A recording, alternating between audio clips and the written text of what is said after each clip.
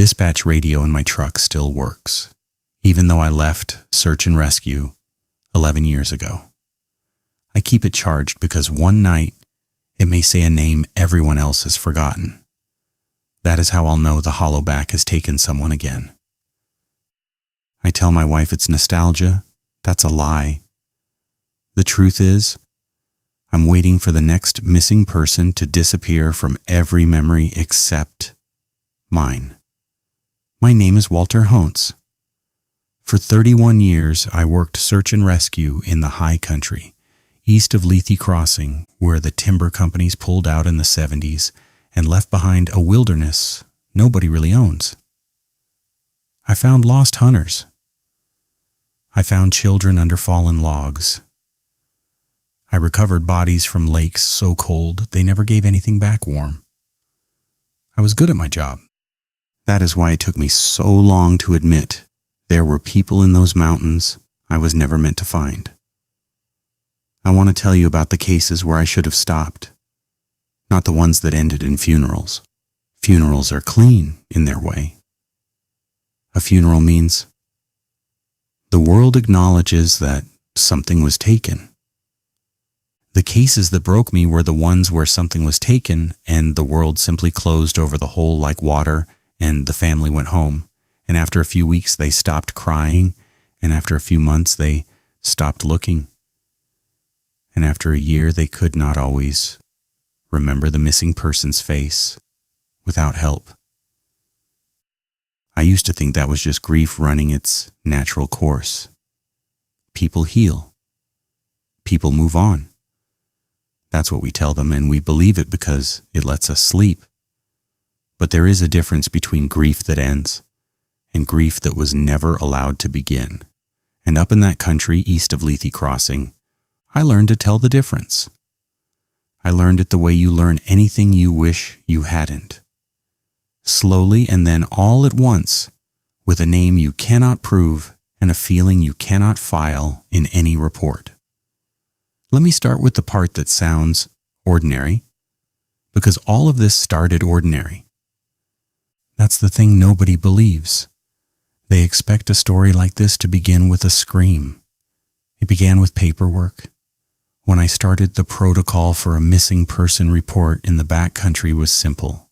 Someone calls it in. We log the last known location, the description, the next of kin, the vehicle, the gear. We open a case file, give it a number, and that number follows the case until it closes one of three ways: found alive, found deceased, or suspended, which is the polite word for a body we couldn't bring back, a person the mountain kept. Every file had a next of kin. Every file had someone on the other end of the phone who wanted to know.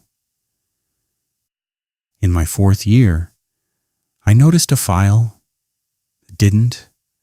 I was reorganizing the old cabinets in the back of the Mill Creek station because the new district supervisor wanted everything digitized, and I came across a case from before my time, opened in 1981. A man named Aaron Delmar, 34, reported overdue from a solo trip into the Hollowback drainage. The file was thin. Last known location, a description, a vehicle found at the trailhead. But the next of kin line was blank, not unknown. Blank, and there was no follow-up. No interview notes, no record of the family being contacted, no search log beyond a single day.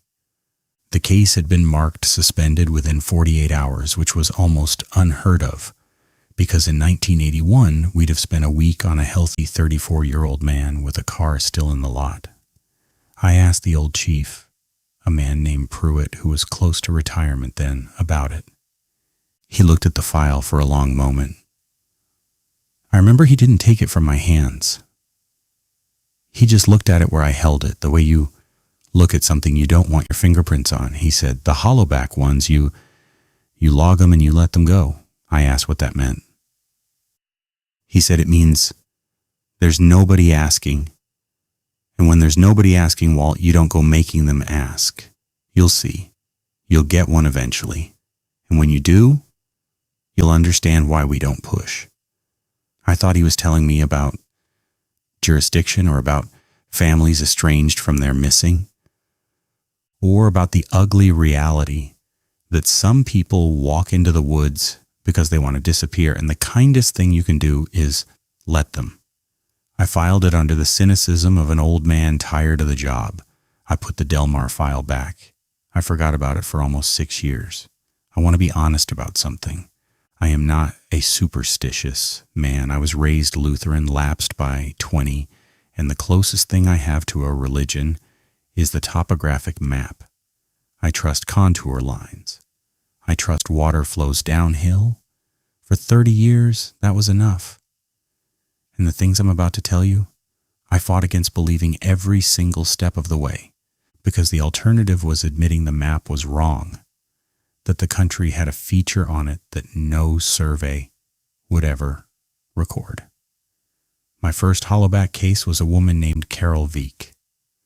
She was 61, a retired school teacher, an experienced day hiker, who knew the trails near Lethe Crossing better than most of my rangers. She went up to photograph the larches turning gold in October, and she didn't come down. Her car was at the Hollowback trailhead, locked, her purse under the seat. We mobilized fast. I ran that search myself. We had dogs. We had a helicopter from the county for 2 days. We had 40 volunteers grid walking the drainage. The weather was clear and mild, the kind of fall week where a person could survive a long time even injured. We found nothing. Not a boot print past the first mile, not a dropped glove, not a scrap of fabric. 40 miles of drainage and 40 volunteers and dogs that could find a buried elk from a week ago. And Carol Veek had walked into the Hollowback, and the country had closed over her without a ripple. That happens sometimes. I want to be clear. People vanish in mountains and are never found, and there's nothing supernatural about it. Animals scatter remains, snow buries things, ravines hide what they take. I'd worked those cases. They feel a certain way. There's a grief to them, a raw, open-ended ache in the family that never closes because there's no body to bury. The Veek case did not feel that way. And the reason I know is her son, his name was Daniel Veek. He drove up from Portland the first night, and I sat with him in the station and took his statement, and he was destroyed. He cried.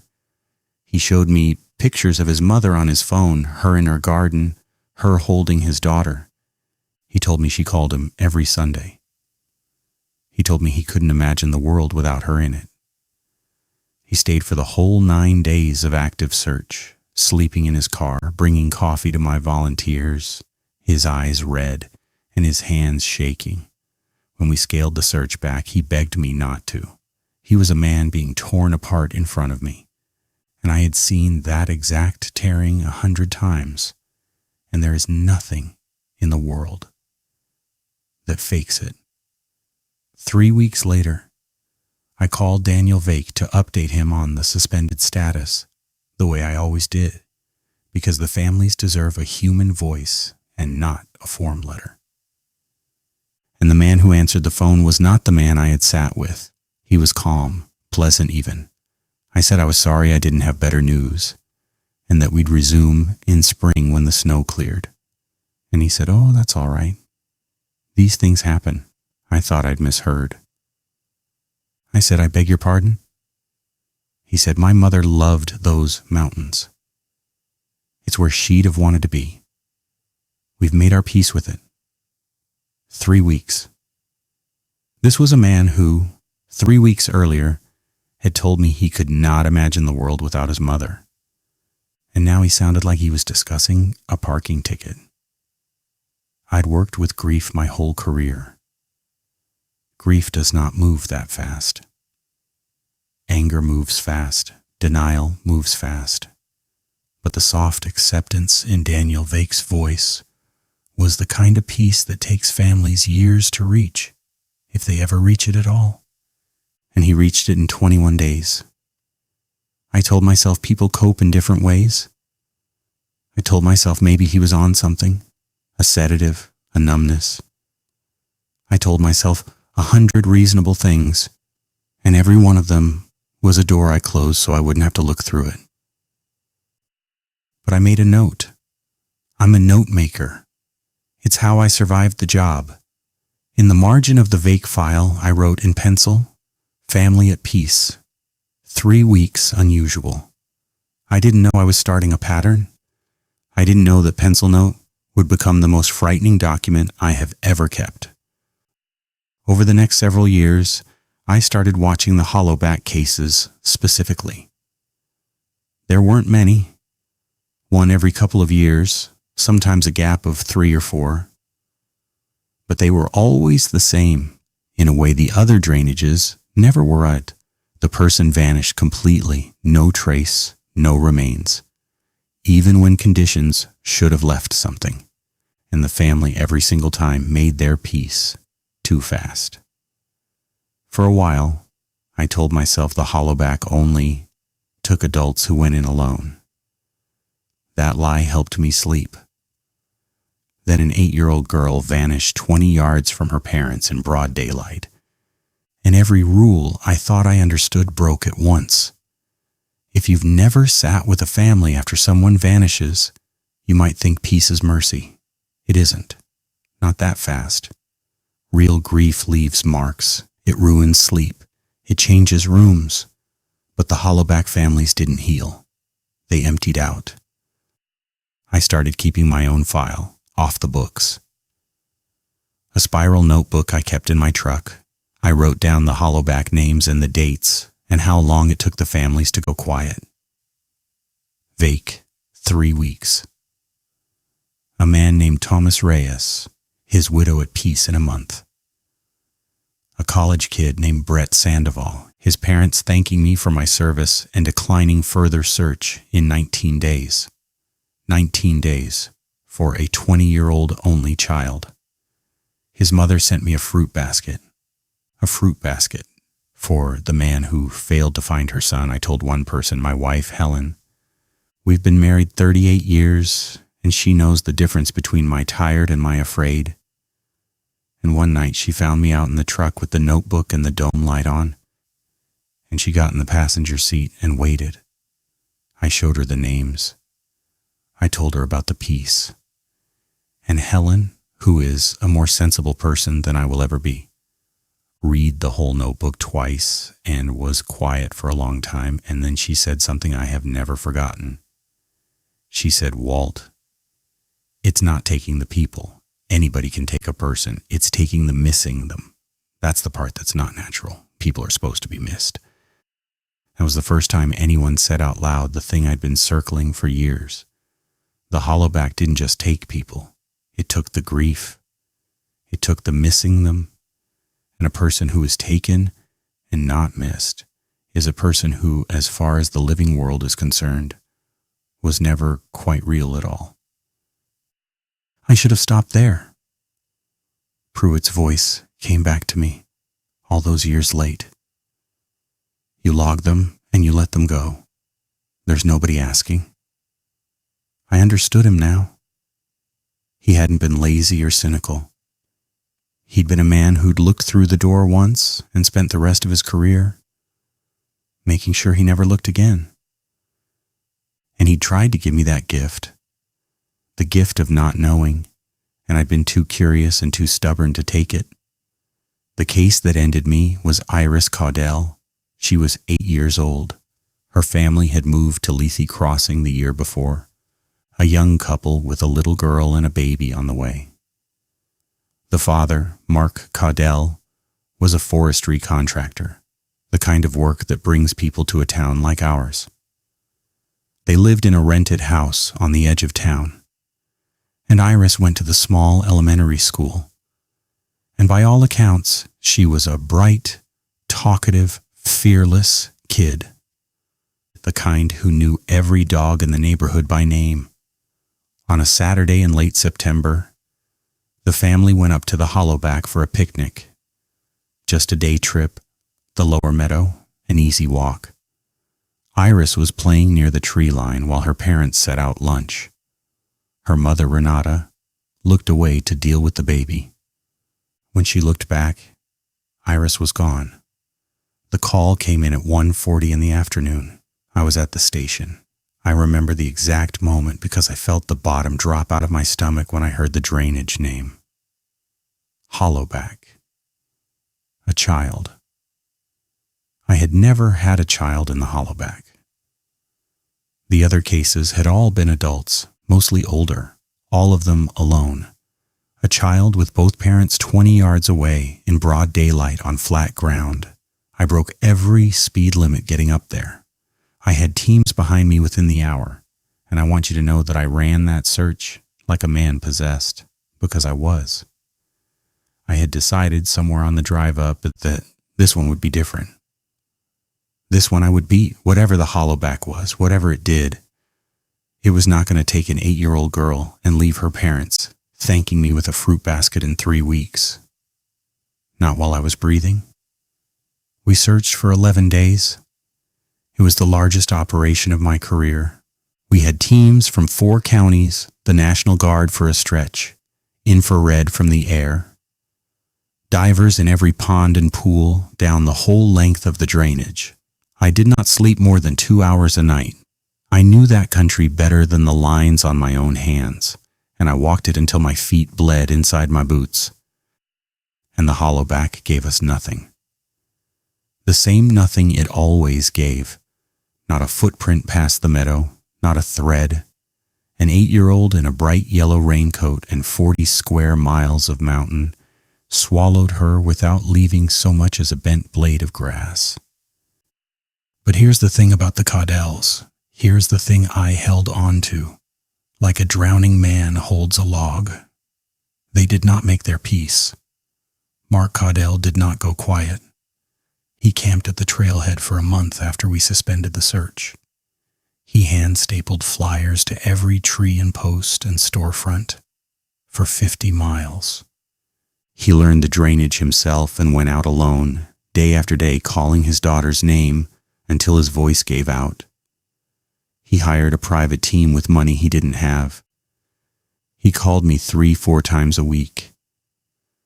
In every call, he was a little more broken and a little more determined.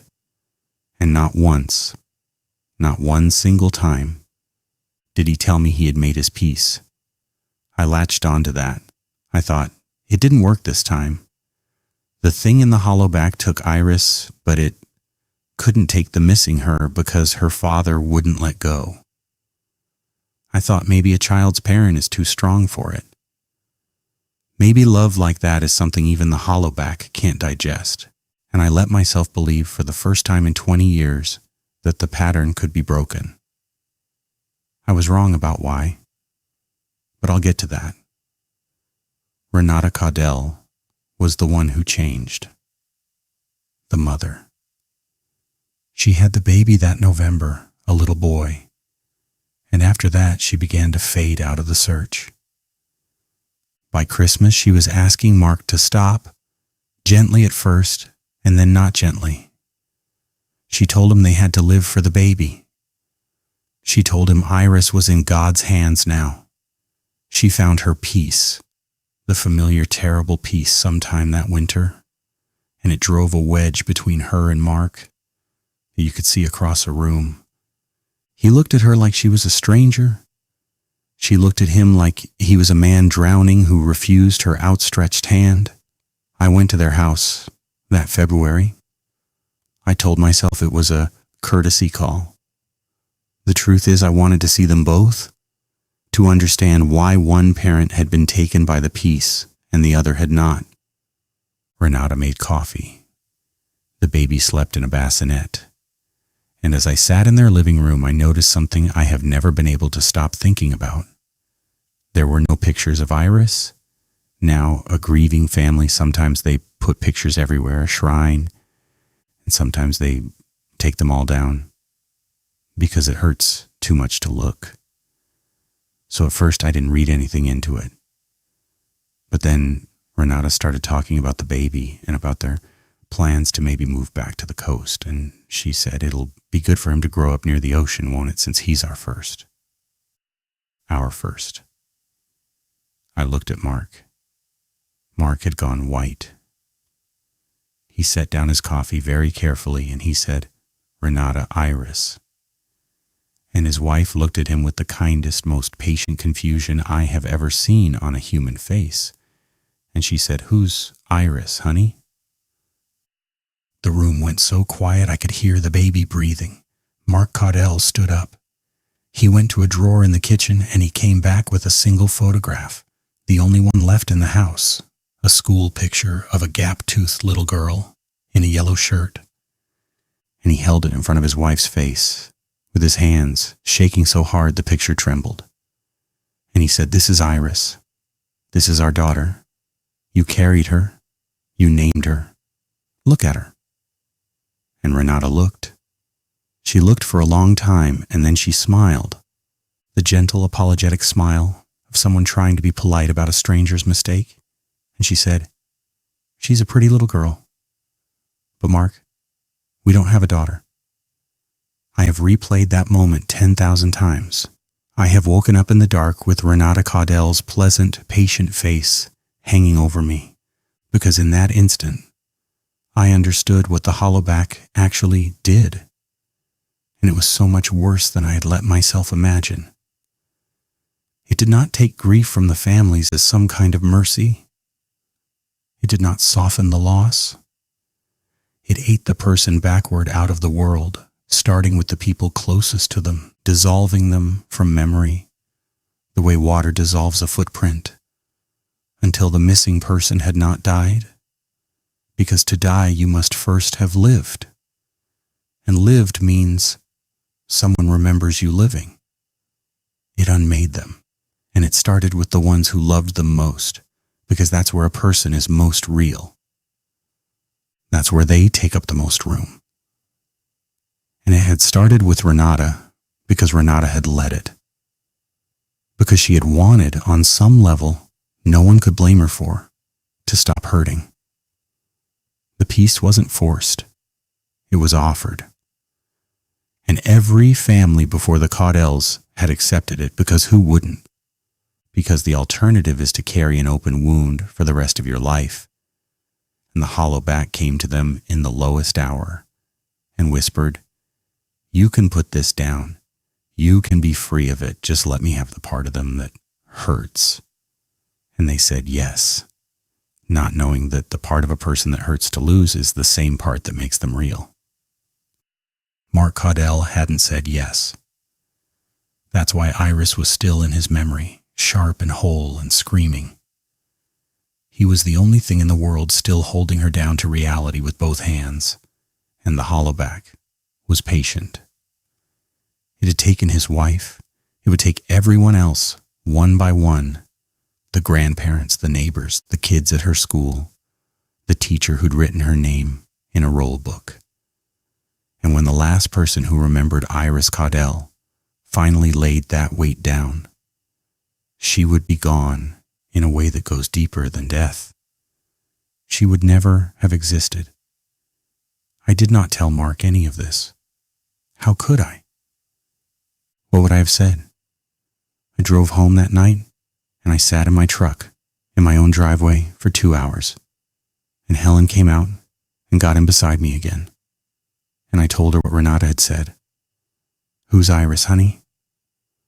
And my wife, who does not cry easily, put her face in her hands. Then she said the thing that sent me back up the mountain.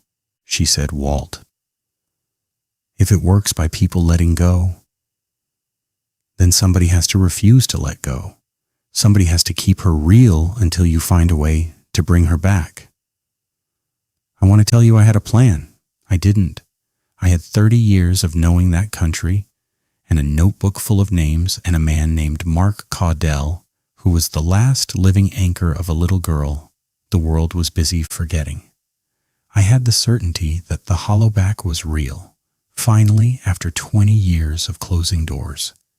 And I had a question I had never asked because I'd been too afraid of the answer. If the people who get taken are never found, where do they go? Because here's what I had never let myself put together. The Hollowback took them whole. No remains. Ever. Not in 40 years of records. And a mountain does not eat people without leaving bones. Animals leave bones. Avalanches leave bones. 40 miles of drainage that has never, not once, given back a single fragment of a single person it took, is not a mountain that kills people. It is a place that keeps them. I went to find Iris Caudell. I told Mark I was reopening the case on my own time. I didn't tell him what I believed, only that I had reason to think there were places in the Hollowback we hadn't searched. That part was true. There was a section of the upper drainage, past where the old timber road washed out, that we had always written off because the terrain was a maze of talus and blowdown, and there was no reason for a lost person to go up there. No reason a healthy adult would climb 1,000 feet of broken rock to dead end against a cliff band. We'd flown it, we'd never walked it. And in 20 years of staring at the map of that drainage, it was the one place I had never set foot. I went in alone on a clear morning in early March, snow still deep in the shadows. My pack heavy with 3 days of food I didn't expect to need. I left Helen the notebook and a letter. I told her if I wasn't back in 4 days, to give both to the state police and let them think whatever they wanted about me. I knew how it would read. An old man, retired, cracked up, gone into the mountains, chasing a missing child. I knew that if the Hollowback took me, my own grief-stricken wife might one day forget she'd ever had a husband. I thought about that the whole climb up. I thought, if it takes me, Helen will be at peace in 3 weeks, and she'll tell people she never married, and the worst thing I can imagine is not dying up here. The worst thing is being unmade out of the only life that ever held me. I climbed past the washout. I climbed the talus. And near the top, against the base of the cliff band, where the map said there was nothing, I found a structure. I want to describe it carefully, because the way it looked was the first thing that told me I had been wrong about everything, including the shape of my own fear. At the base of the cliff, where the map showed nothing but rock, there was a chapel, small, white, wooden, waiting. Its clapboards had gone gray from a century of weather, but the windows were clean, the door was unlocked, and the snow around it had no tracks at all. The clearing was silent in the way that high places are silent, but underneath that silence was another silence, a held breath quality. The feeling of a room where people have stopped talking because you walked in. The door was unlocked. Of course it was. I have spent my life walking through doors I should not have opened. Inside it was warm. That was the first wrong thing. 100-year-old unheated building at 6,000 feet in March. And inside it was warm as a kitchen. 6 rows of wooden pews, swept clean. An altar at the front, bare except for a single object I'll come to.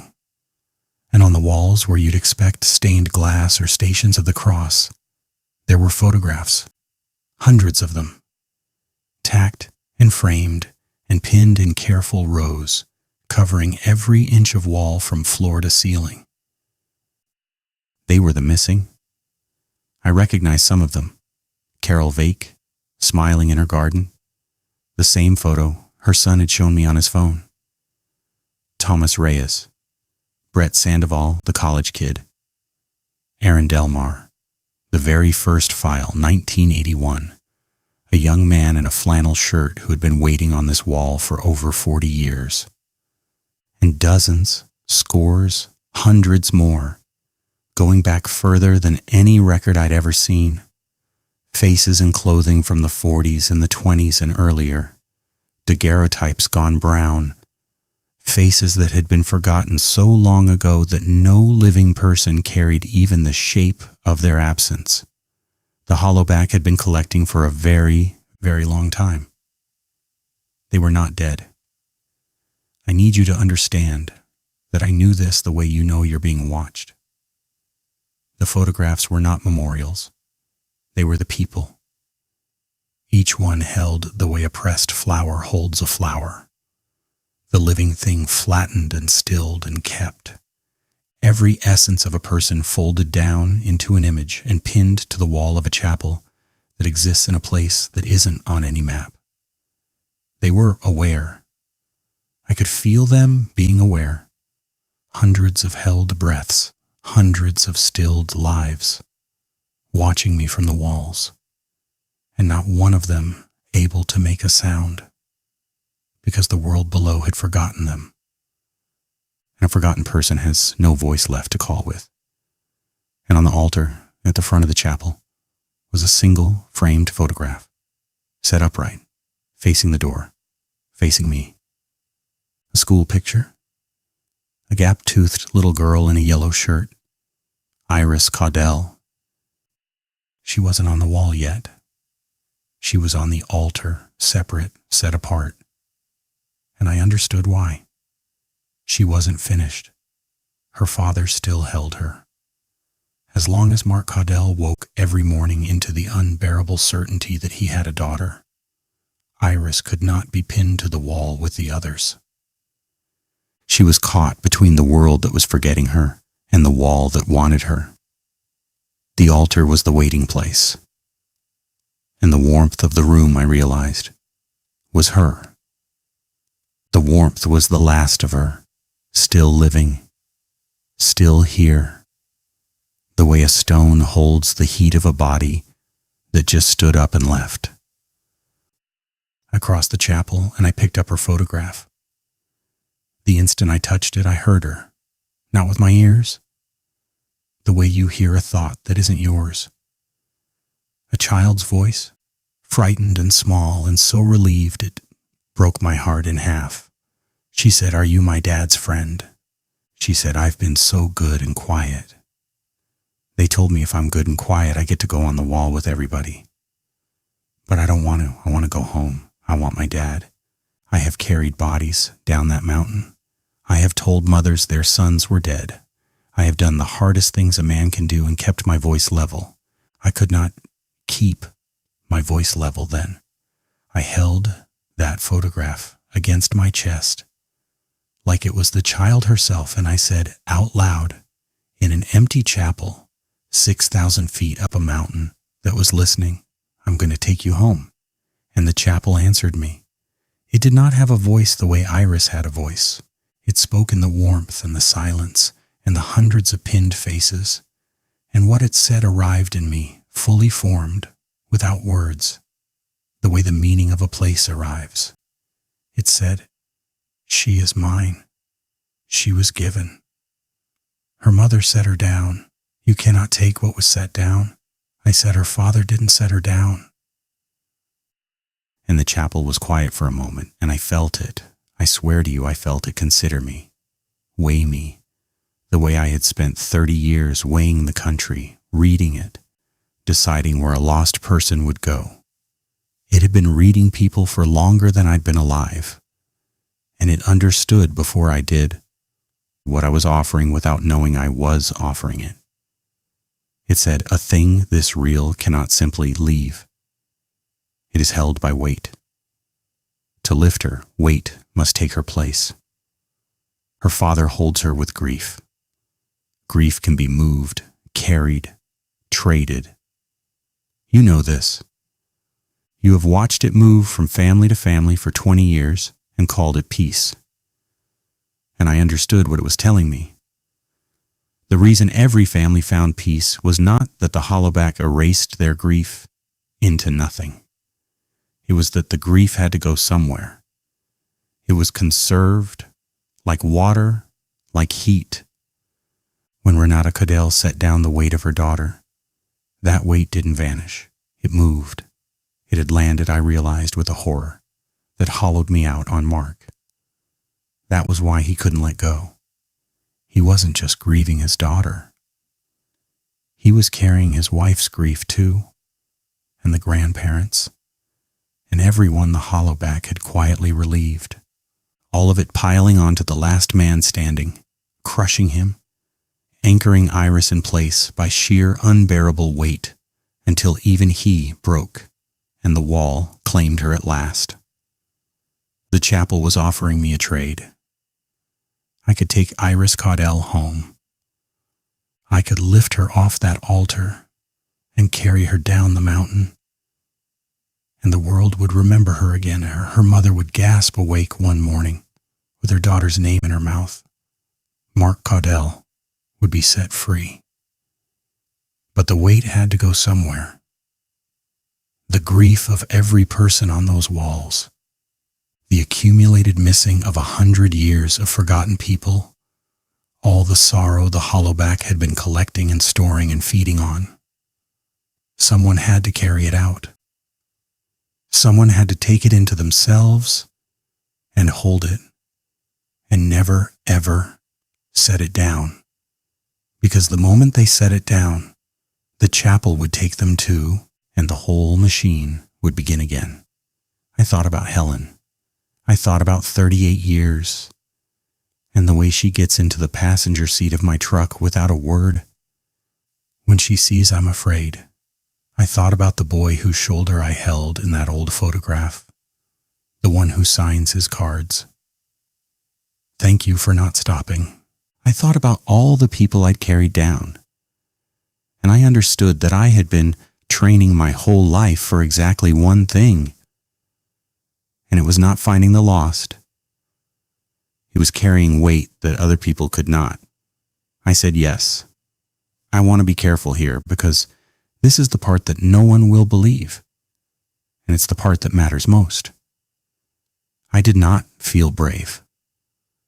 I want to tell you I felt brave, that there was a swell of music, that a man does a thing like this and feels the rightness of it. There was none of that. What I felt the moment I said yes was the weight arriving. It came into me like water into a sinking boat. It came in faces. It came in 100 years of grief that did not belong to me. Every mother of every pinned photograph, every father, every child who'd lost a parent and been quietly relieved of the loss, all of it pouring into me at once. And I went down onto the chapel floor under it. I could not breathe. I felt the specific shape of 1,000 absences, each one a person who had been real, each one a hole the world had closed over. And now the holes were all in me, all at once, and they did not close.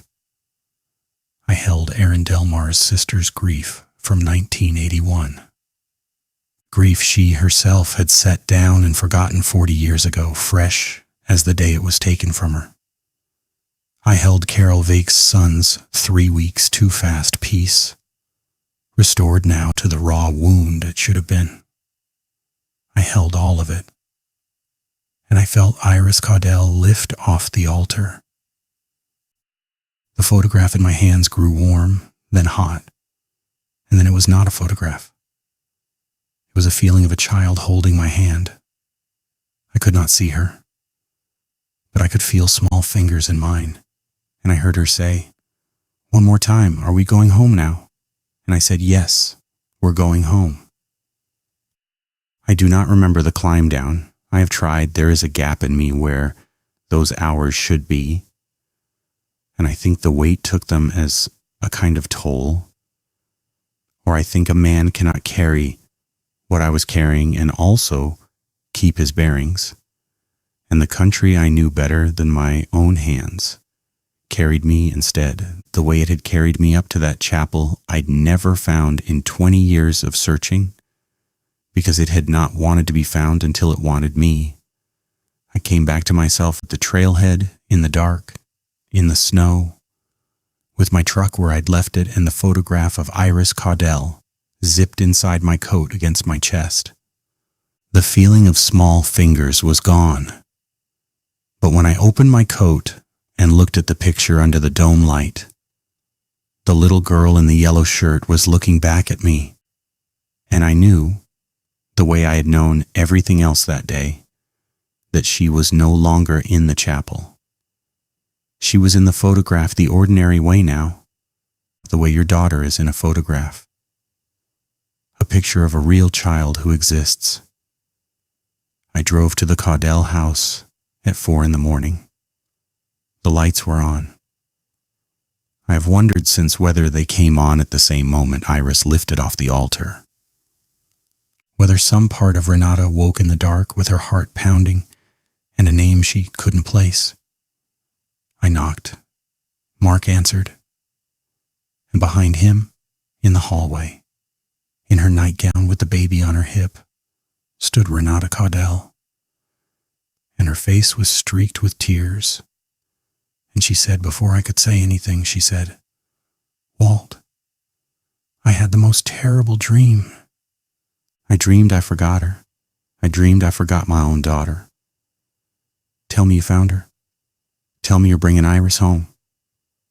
Mark Caudell looked at me, and the man I had watched be crushed for 6 months under a weight he could not name was standing straight for the first time, lighter, hollowed out, and exhausted but free, because the weight was off him.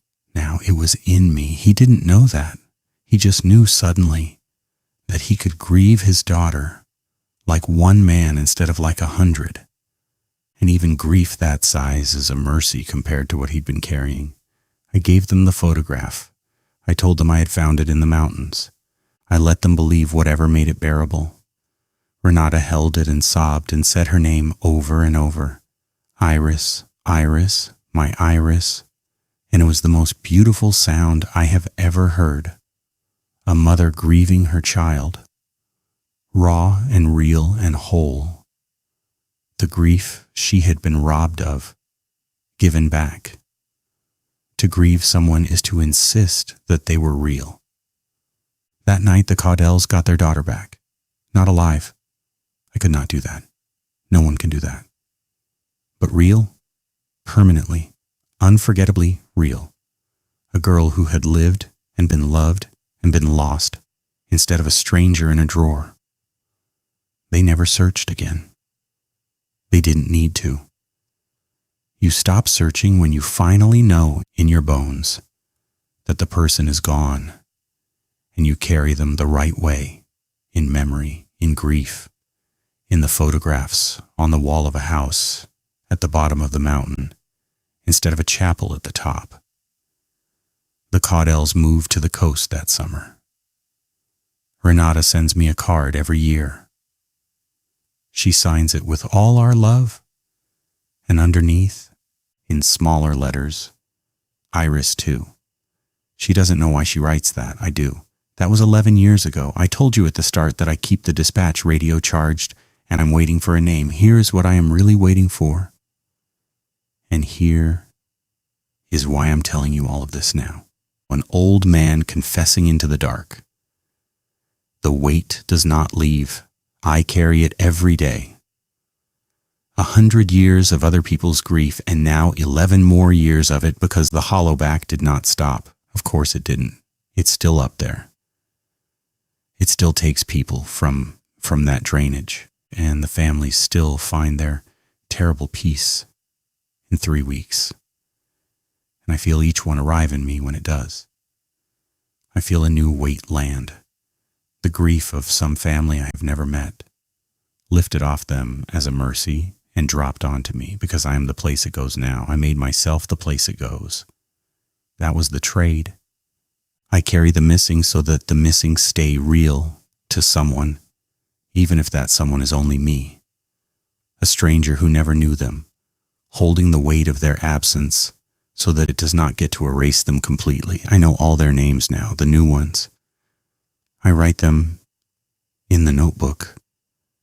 I cannot save them the way I saved Iris because their families let go, and you cannot lift what was set down. Iris was different because Mark still remembered her completely. The others had already been surrendered by everyone who loved them. And once that happened, there was nothing left for me to pull back. But I can refuse to forget them. I can carry them. As long as one person remembers a missing person with the full weight of grief, they cannot be pinned to that wall. So I hold them. I hold all of them. It is crushing me, slowly, in the way that grief crushes anyone.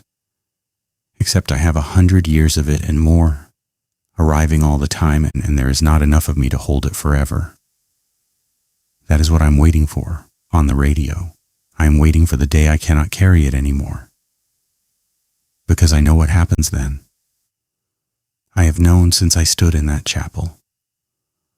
When I finally set the weight down, when this old heart gives out under the load, the whole 100 years of it will come loose at once and go looking for the nearest place to land. It will look for someone who has spent their life learning to carry what others can't. It will look for someone who cannot stop, who hears thank you for not stopping in their sleep. And I am afraid it will find Helen. My Helen, who gets into the passenger seat without a word, who told me somebody has to refuse to let go. She has been carrying me for 38 years. The Hollowback knows weight when it sees it. It has been reading people longer than I have been alive. So I've made a different plan, and it is the last thing I will tell you, and it is the reason this is a confession and not a story. I am going back up. While I still can choose, while I can still climb, I am going to carry all of it, the whole 100 years and the 11 on top, back up the washout and the talus to the little white chapel that isn't on any map. And I am going to walk through that door one last time and set the weight down where it belongs, on the altar, in the warmth. And I'm going to let it take me instead. I am going to let it pin me to the wall with all the others. Because a thing that real cannot simply leave. And the only way to keep the weight from finding Helen is to stay with it. To be the anchor. To hold them all in the one place where holding them doesn't cost the living anything. I will be on the wall. One more forgotten face among hundreds. And Helen will wake one morning soon, and the house will feel strange to her, and she will not be able to say why. And after a few weeks, she will be at peace. And after a few months, she will stop crying. And after a year, she will not remember that she was ever married. And she will tell people she lived alone, and she will mean it, and it will not hurt her at all. That is the gift. That is the whole horror and the whole mercy of the place. And I understand it now better than I have ever understood anything. The Hollowback offers you peace, and the price is that you are never real. I am choosing it with my eyes open so that the woman I love can have the peace without ever knowing she paid for it. And so that all the others I carry can have someone watching over them in that warm and silent room. One ranger who came when nobody else could find the way, who will not leave his missing, not ever, not even when he is one of them. If you are listening to this, then I have already gone up. The radio is still charged. The notebook is on the kitchen table, and Helen will find it, and she will not understand it, and that is as it should be. Don't go looking for the chapel. It is not on any map, and it will not let you find it until it wants you. You do not want to be wanted by it. If you have someone missing, someone the world told you to make peace with, don't do it too quickly. Don't set them down just because the pain is heavy. The hurt is proof. It means they were here. It means they mattered. And somewhere high above the map there is a warm little chapel, waiting for the day your pain finally goes quiet. Because the worst thing that place can do is not take the people you love. It is making sure no one remembers they were ever loved at all.